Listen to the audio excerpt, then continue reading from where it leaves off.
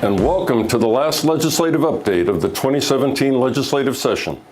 I am Paul Jess, Interim Executive Director of the Florida Justice Association. Just a little while ago, the session adjourned sine die.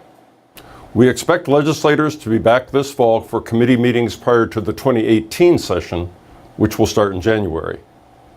This session, however, we made significant progress on some major proactive issues, while playing perfect defense on major tort reform, insurance, and attorney fee issues.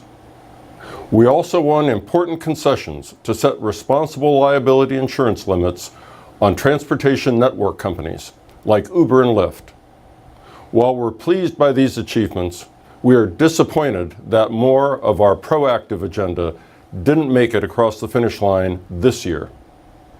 Two FJA priority issues that were still in play until the final hours last Friday, which was the last day the legislature considered general bills, were mandatory bodily injury liability auto insurance, or MBI, and workers' compensation. The House passed the MBI bill, but the Senate bill got stuck in committee. Because the Senate bill had passed one committee, however, it was eligible to be offered as a floor amendment. Our staff and lobbyists worked very hard throughout even the last day in an attempt to get the MBI amendment on the last remaining insurance bills. Ultimately, however, time ran out. Now we will get back to work on this issue for next year. All session we had hoped to pass a comprehensive workers' compensation bill that would increase benefits to injured workers, make sure those workers had access to the courts, and lower rates by reforming the rate-making process. The Senate bill accomplished much of that when it came out of the Senate Rules Committee, but the House bill would have harmed injured workers tremendously. We put our weight behind either passing the Senate bill or keeping the status quo. Senator Gary Farmer last Friday amended the House bill with the Senate position. The House, however, amended it back.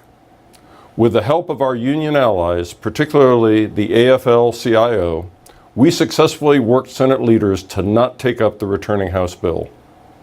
So the workers' compensation bills died. This is a good result for now because it leaves in place the Castellanos decision to provide reasonable attorney's fees so that injured workers at least have access to the courts. As we look forward to next year, we are well placed for success.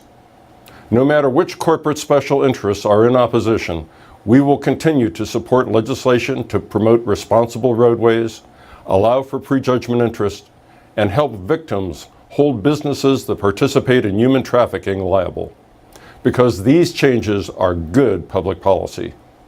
And we will always be on the side of injured workers when it comes to reforming workers' compensation. Since committee meetings do start this fall, we need you to remain engaged throughout the summer to help us achieve success in these areas and more. Thank you for your support.